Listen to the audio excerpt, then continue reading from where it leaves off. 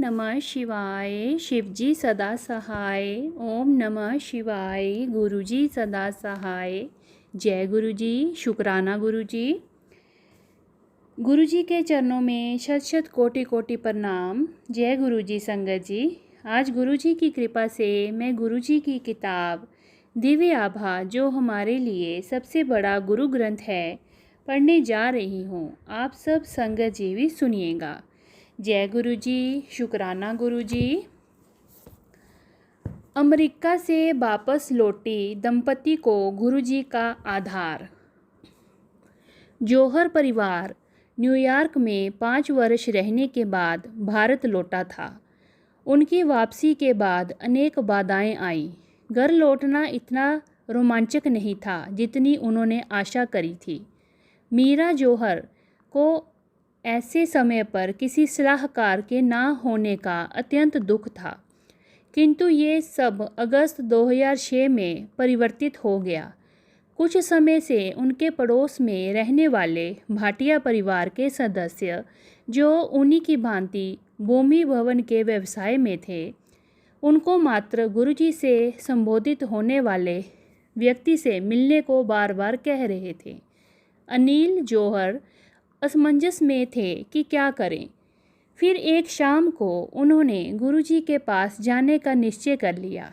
भाटिया परिवार के साथ घर से निकलते हुए मीरा को अपने 8 वर्षीय जुड़वा बच्चों की चिंता थी, क्योंकि वह उनको अकेला छोड़ कर जा रहे थे। भाटिया परिवार के कहने पर कि उन्हें चिंता करने की आवश्यकता नहीं है, मीरा ने अपने पति को विश्वास बनाए रखने के लिए कहा। मीरा के मधुमेह रोग से भाटिया परिवार अनभिज्ञ था। उन्होंने कहा था कि वहाँ पर चाय या लंगर प्रसाद न ग्रहण करना मूर्खता होगी। इस प्रकार मन में अनिश्चितता लेकर जौहर दंपति एम्पायर एस्टेट में गुरुजी की संगत में पहुँचे। मीरा ने चाय प्रसाद और फिर लंगर, जिसमें लड्डू भी थे, ग्रहण किया। पवित्र भोजन के पश्चात उसके पेट में पीड़ा होने लगी। उसने ये अगले 1 घंटे तक सहा। जब उनकी आज्ञा लेने का समय आया तो गुरुजी बोले, आया करो, ऐश करो। एम्पायर स्टेट के बाहर आकर भाटिया परिवार ने उनको बताया कि वह अत्यंत भाग्यशाली है। गुरुजी ने उनके पहले दर्शन पर ही उनसे बात करी। श्रीमती जौहर को ये बात रास नहीं आई। वह अपने पेट में हो रही पीड़ा के बारे में सोच रही थी कि उससे कब मुक्ति मिलेगी। वह रात भर सो नहीं सकी और अपने मन में यही विचार घूमते रहे कि क्या वास्तव में वह किसी अति विशिष्ट स्थान पर गए थे। प्रातः उठकर जब उसने अपने मधु की मात्रा का परीक्षण किया तो वह केवल 100 था। वह आश्चर्यचकित होकर यही सोच रही थी कि ऐसा नहीं हो सकता। घर पर तो एक रोटी भी खाने के बाद उसका मधु स्तर ऊपर चला जाता था। मीरा हर दर्शन के पश्चात अपने मधु की मात्रा का परीक्षण करती रही। हर बार उसका स्तर नीचे ही रहा। उसके ट्राइग्लिसराइड्स का स्तर भी 700 से घटकर 120 की सामान्य मात्रा पर आ गया था। अंततः उसने अपने और गुरुजी के परीक्षण बंद कर दिए।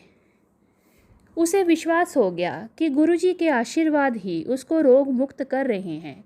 उसे लगा कि उसका रक्त भी स्वच्छ और शुद्ध हो रहा है, किंतु वह आभास ही नहीं, तथ्य भी था। प्रायः उसके रक्त परीक्षण करने में कठिनाइयाँ आती थीं। एक तो सही नस का पता नहीं चलता था और फिर उसमें से निकला हुआ रक्त प्रदूषित और गाढ़ा होता था। किंतु अब गुरुजी के पास जाने के पश्चात सुई पहले ही प्रयास में नस में जाने लगी और रक्त एकदम बाहर आने लगा था। दिलचस्पी की बात यह है कि भाटिया परिवार को जौहर परिवार के अस्वस्थ होने का पता नहीं था। अनिल जौहर को भी सदा नज़ला लगा रहता था। वह वातानुकूल कमरे में नहीं बैठ पाते थे। गुरुजी के पास 2-3 मास जाने के बाद उन्हें अचानक आभास हुआ कि उनका ये रोग तो समाप्त हो चुका है। वे अपनी पत्नी के रोग के बारे में इतने चिंतित रहते थे कि अन्य बातें भी भूल से गए थे। सफारी का चपटा टायर। जनवरी 2007 में जौहर और अन्य परिवार जिम कॉर्बेट राष्ट्रीय वन उद्यान में घूमने के लिए गए। सब 2 जीपों में चढ़कर वन के चक्कर काटते रहे, किंतु कोई जंगली पशु दिखाई नहीं दिए। बच्चे कह रहे थे कि उन्होंने गुड़गांव के शहरी वातावरण में कहीं अधिक पशु देखे हैं। थक कर वह अपने आवास स्थान पर आ गए और सुरक्षा कर्मचारी के पास रुके। उसने बताया कि वह अत्यंत भाग्यशाली है कि उन्होंने कुछ नहीं देखा। उनकी गाड़ी के टायर में एक लंबी कील घुसने के कारण वह बिल्कुल चपटा हो गया था। 3 घंटे तक वन के ऊबड़ खाबड़ मार्गों पर ना तो उन्हें इसका पता चला, ना ही उससे उनकी यात्रा में कोई रुकावट हुई। गुरुजी ने जौहर परिवार की अनदेखी विपदा से रक्षा करी थी। मीरा को प्रेम पत्र। जौहर युगल को गुरुजी के पास जाते हुए कुछ समय बीत गया था। जब मीरा को एहसास हुआ कि गुरुजी उसे मिसेस मीरा कहकर संबोधित करते हैं, जबकि अन्य महिलाओं को वे आंटी कहकर पुकारते हैं, ये भेदभाव देखकर मीरा ने एक दिन दर्शन हाल के बाहर पति को कहा कि ऐसा प्रतीत होता है कि गुरुजी उससे प्रेम नहीं करते हैं और वह उनके प्रियों की सूची में नहीं है।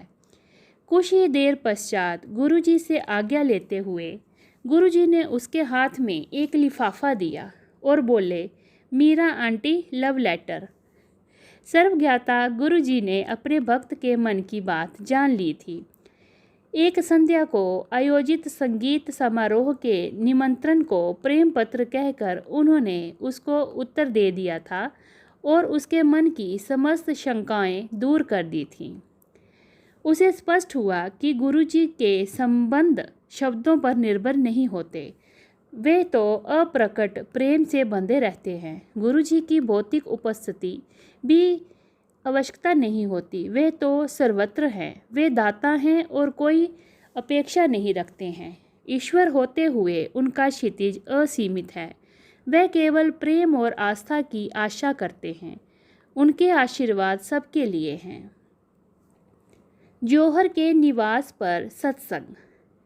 उनकी सर्वविद्यमानता का प्रत्यक्ष प्रमाण तब मिला जब जौहर परिवार को अपने गुड़गांव निवास पर उनका सत्संग आयोजित करने का गौरव प्राप्त हुआ।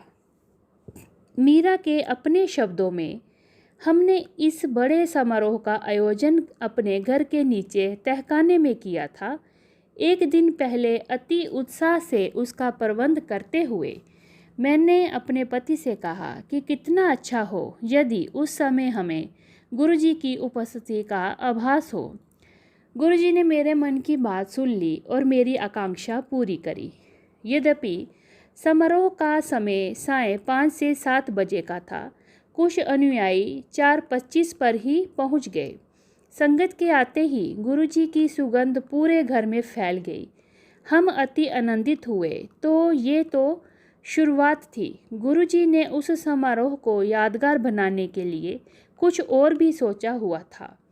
तहखाने के हाल में उनका एक बहुत बड़ा चित्र लगाया गया था। जैसे ही हम उसके दर्शन के लिए उसके पास गए, उनके मस्तक पर एक त्रिशूल दिखाई दिया। त्रिशूल त्रियामी था और चमक रहा था।